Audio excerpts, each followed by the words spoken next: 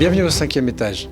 La fête de Purim, cette 5e fête, au-delà de Pessah, Shavuot et Sukkot, les 3 fêtes de la Torah, Hanouka, la fête des sages également, qui est la 4e, et Purim, qui est la 5e fête, est symbolique d'un dévoilement de Dieu qui transcende le monde.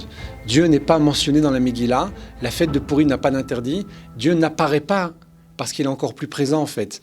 Il n'y a pas ici d'interdit parce que justement, on est dans le degré de la Géoula. Cette fête ne disparaîtra pas lorsque Mashiach viendra. Et le texte de la Megillah restera lui aussi à l'encontre de tous les autres textes. Or, dans les autres textes de la Torah, nous avons ce qu'on appelle les 7 noms ineffables, 7 noms que l'on n'efface pas, le nom d'Elohim, Havaïe, Shakai. Tous ces noms apparaissent dans le Tanakh, dans la Megillah, pas une seule fois. De la même façon, dans les autres fêtes, nous avons des interdits. Ici, à Purim, nous avons aussi des mitzvot, on a des obligations, mais on n'a pas d'interdiction, on n'a pas les limitations qu'il y a dans le Shabbat ou les autres jours de fête. Pour la même raison, Dieu est tellement présent, ce dévoilement est tellement grand que c'est celui de la Géoula, celui de la délivrance, aujourd'hui même, à l'intérieur de la Galoute. Donc, c'est-à-dire que, de la même façon que la Yechida, cette partie de l'âme qui transcende, qui est le 5e degré de l'âme, ne s'habille pas dans le corps, eh bien, le nom de Dieu ne peut pas s'habiller dans la Megillah parce que chaque mot de la Megillah, c'est un nom de Dieu, si l'on peut dire ainsi. Chaque événement, chaque étape dans l'histoire de cette Megillat Esther, eh bien, c'est le dévoilement de Dieu dans tous ses détails. C'est ce qu'on nous enseigne ici.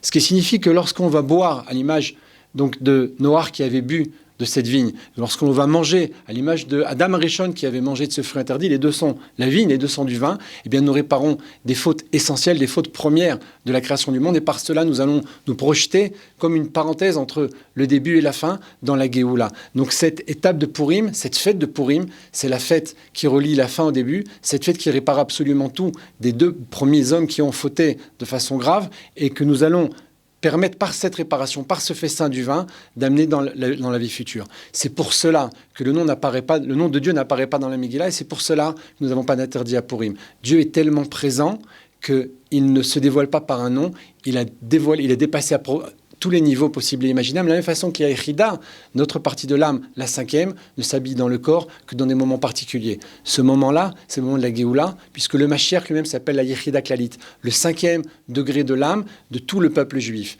Eh bien, c'est exactement le sujet de Purim. Cette fête, c'est la fête du Mashiach, cette fête qui restera dans le futur. Et ce livre, qui restera également à l'encontre de tous les autres livres, également ce qu'on appelle les Chamisha Chum chez Torah, les 5 livres de Moshe Rabbeinu, parce que justement, ils sont 5.